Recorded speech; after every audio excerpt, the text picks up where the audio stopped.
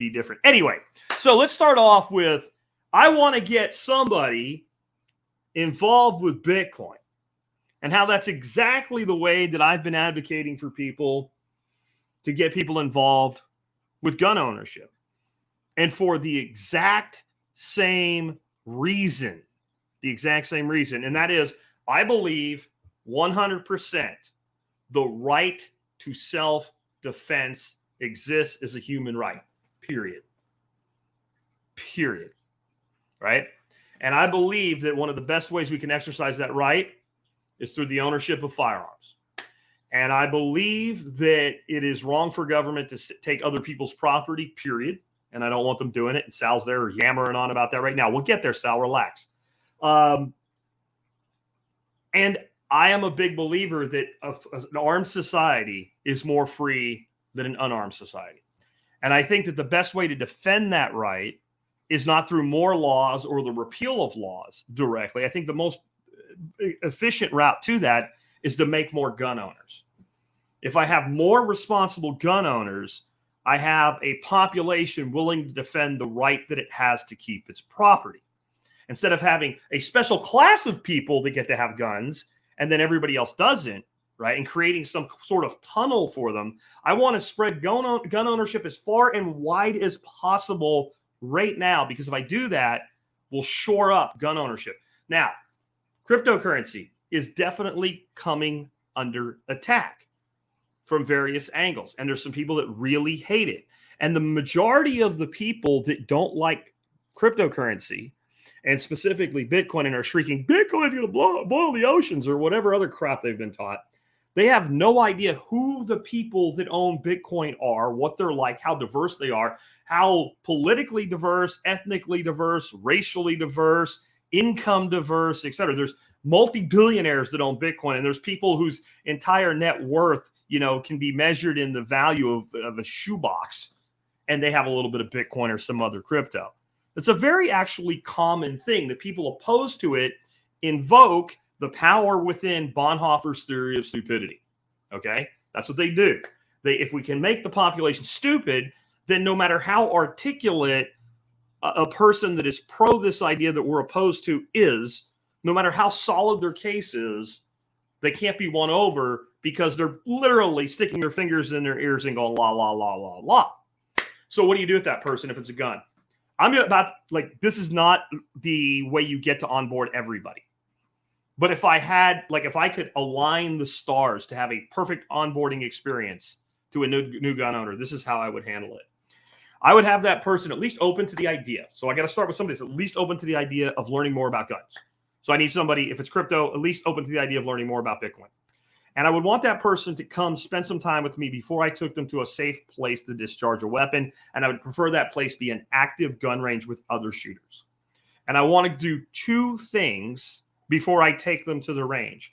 I want to teach them the general rules, and the rules that are important to me as a gun owner and someone that's going to shoot with them, like safety rules. These are all the things that I say you have to do if I'm going to go shoot with you, because I don't want to get shot in the head. And I'm actually going to put something like an airsoft gun or a blue gun in their hand when we do this. And we're going to go through the exercise. This is so I am more comfortable and they are more comfortable.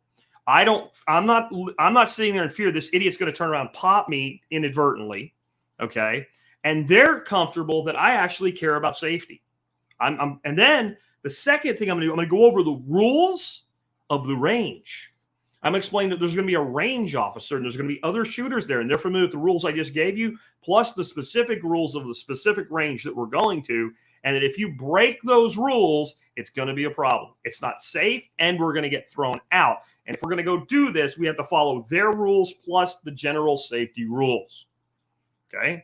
Then we're going to select a gun that's right for this person. It's not going to be a 3006 handgun. Right? It's not going to be like the Remington XP100 in 3006 that's going to take their shoulder off when they shoot it. We're going to select something that's going to be comfortable for their first shooting experience. We're going to go to the range. We're going to put some rounds down range. While we're there, I'm going to introduce them to other people that I don't know. Because I don't know about you guys, but whenever I've been to a gun range, If I say, hey, how you doing? What kind of gun is that? What caliber is that? How are you doing? Do you like this range? Whatever. Like, I could say anything to anybody there that has anything to do with what's going on, and we have a conversation. And it can very quickly go to, so how'd you find this range? Do you live here? Who's your friend? Like, stuff like that. Like, and I'm not going to have this scripted. I'm going to just have this conversation. Oh man, like, that's pretty cool. Like, eventually you're going to talk about, like, well, what do you do for a living or what have you? Or do you know any good places to hunt? Or have you been to any other ranges? And you're going to have a general conversation, hopefully with a couple different people. Now, the reason I'm doing this is, one, I enjoy this conversation in the first place. You meet new people, etc. But I want this person who's with me that has made a determination in their mind, due to what they've been told by the media, that every gun owner is some crazy person with, 57 AR-15s in a vault in their house, 3D printing guns like Sal or what have you, and they're all on the edge of killing everybody at one time. To actually realize, like, hey, look, there's a guy of a different race. There's a woman. There's an old man. There's a young man. There's somebody with their kids. The kids are actually following the rules just like the adults. Oh, look at this entire community of normal people that are basically just like me, that aren't afraid of this thing because they understand it and they follow rules. Okay? Then I want to take that person home, and I want to take that gun that we just used, and I want to teach them to clean it. I want to teach them to strip it down. I want to teach them to strip it apart.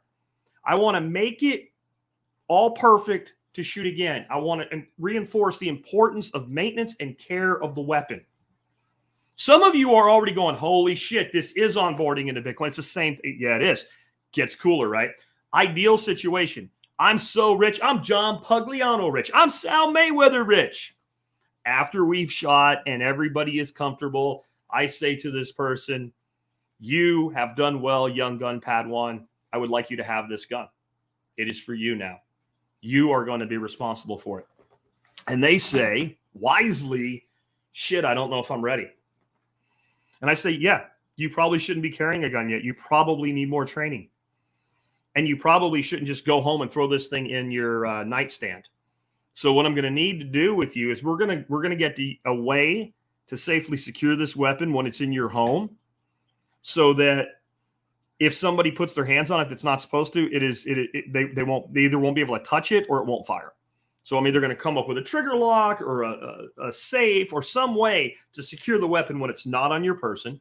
I'm going to set up additional training with you. We're going to go to the range again. I'm going to get you more comfortable. I'm going to hand you off to a higher level of education probably and have you take a handgun course so that you know how to carry, get you carrying, and tell you, you know what we need to do now? We need to get you a rifle. And that trigger lock or that small bedside gun safe or whatever that's, you bio lock so that you just touch it and get your gun out, right? Like, that's not going to be enough anymore. We need a gun safe or some other way to store your additional weapons in your own custody. And then hopefully at that point, I've done a good enough job that I've created a new responsible gun enthusiast, not just a gun owner. Now, if I've done that and I started off with somebody who was center left to left, really thought everybody should not have guns, but they were open to learning more, and I walked them through that experience, I now have a person who's going to defend the right to own a gun. Now, they may not move all the way on my end of the spectrum. They may say, it's great that I went through all this, but I want the government to require a license that makes people do this. I'm not done yet with that person. That is not ideal to me. But if I move them from way over here on the spectrum to nobody should own a gun, all the way to there, have I not improved the situation for everybody? Well, maybe that person can then snap to the fact that this was all done in the private sector, including the course they took, and maybe instead of the government overseeing it, they can just require it. Now I've moved them a little bit more. I mean, I want them over here in the world of the complete and total free market. That's where I want them to be. But I'll pull, however far I can pull them this way. This makes it more difficult to take away a right to own a gun. Okay. Perfect onboarding experience for Bitcoin. You guys ready for this? What would I do? Well, I'd want to meet with you and talk to you about putting a little bit of skin in the game, something you're not that afraid to lose. $50. So then I'm going to set you up Coinbase, Strike, anything you're going to buy Bitcoin. I know the purists out there saying, you should start a business and earn your money, and that way no one. I love it. I love it. I love that. You know what? I'm trying to get a person into Bitcoin. That person may be a person that's never going to be an entrepreneur. Most people won't. I'm not going to push a string. The only way to push a string, by the way, is wet it, put it in the freezer, and then you can push it. All other strings won't push. There you go. So that's not going to happen with this person. So I say, hey, you got a credit card, a bank account, whatever. Yeah. All right. Just like going to the range, I'm going to explain first the basic rules of safety with cryptocurrency, seed phrases and stuff like that. And I'm going to explain the rules of the range, the rules of Coinbase or Strike or whomever that you're tendering fiat for Bitcoin for. Yeah. All right. And I'm going to say, like, this is what, if you want to buy Bitcoin, yes, you have to give them your financial information if you want to buy it for dollars. And that's what you want to do. So let's do that. Yeah. Okay.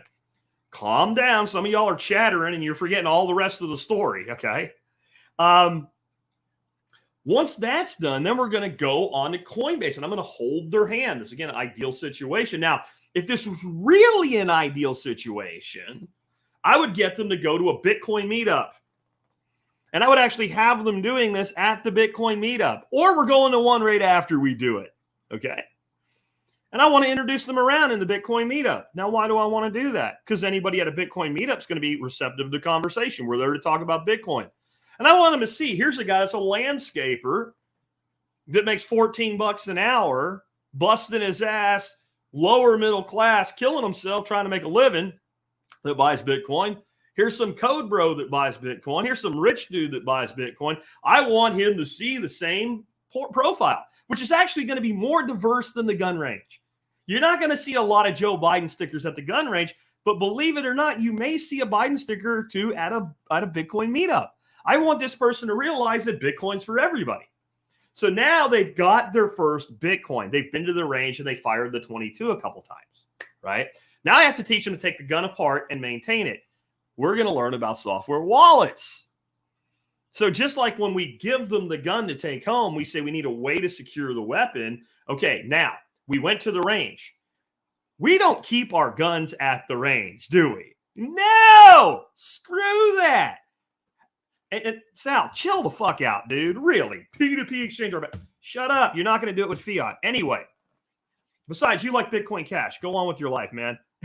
We'll get to you in a minute, buddy. All right. I'm just playing with that, Sal. I love Sal. All right. So now we're going to teach them how to use a software wallet. Well, I want a Tracer or a Ledger. The guy has $50. I'm not going to have him spend more on a hardware wallet than he has in Bitcoin. Let's go download Exodus, dude. Let me show you how to do that on your phone.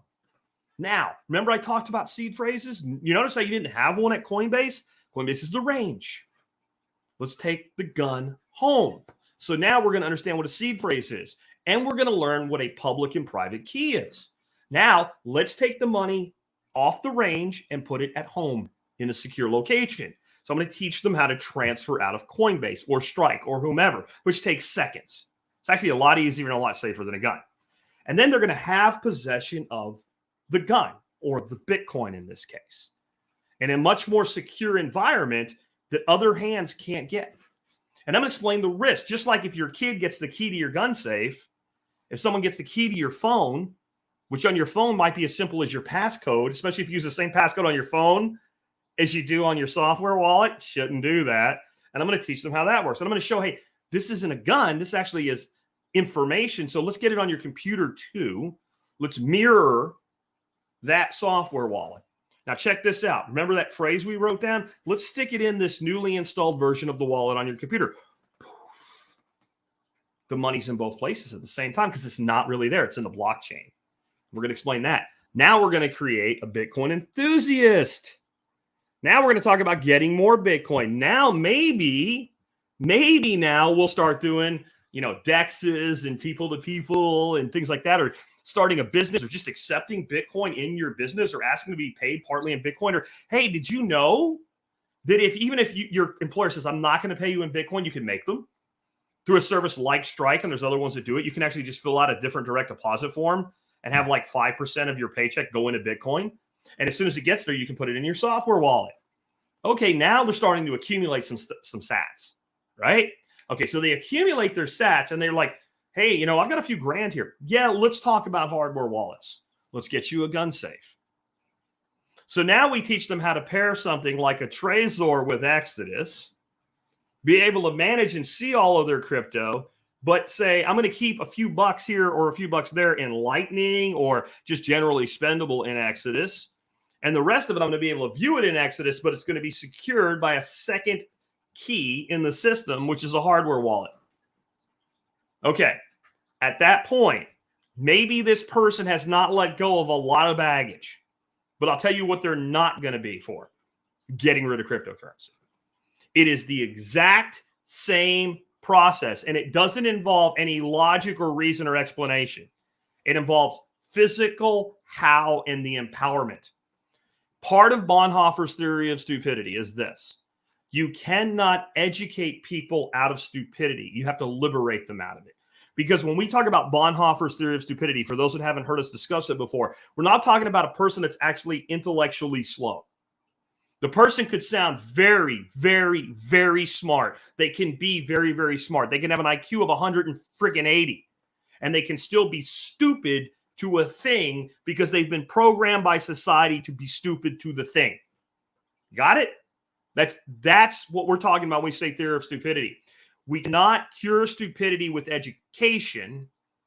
We cure that stupidity, in Bonhoeffer's words, with liberation.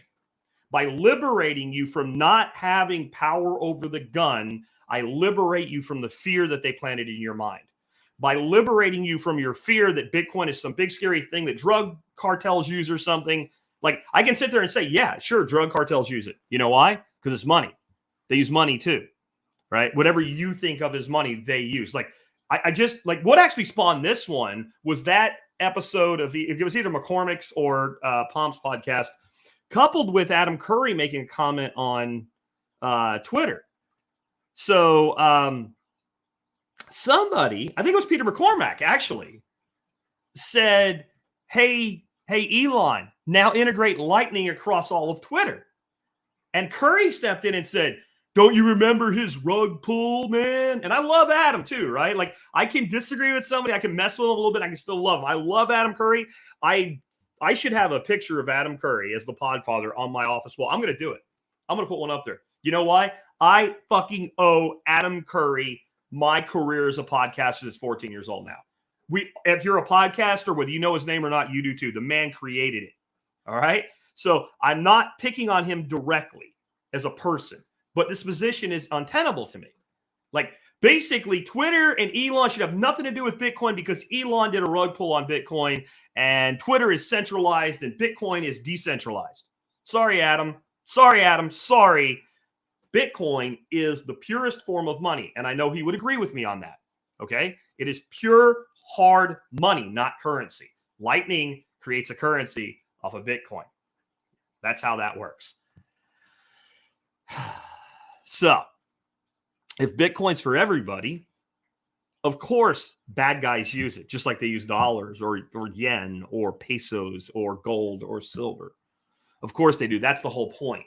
Just like bad guys use guns. But if I start the conversation with the holdout, well, of course, bad guys use guns. So do good guys. We're not going to get anywhere. Put the gun in the hand. Teach mastery of the gun. Teach safety. Expose them to the community. Let them see it for themselves. Let them become part of it. Then they'll defend it. That's crypto. All right. Next.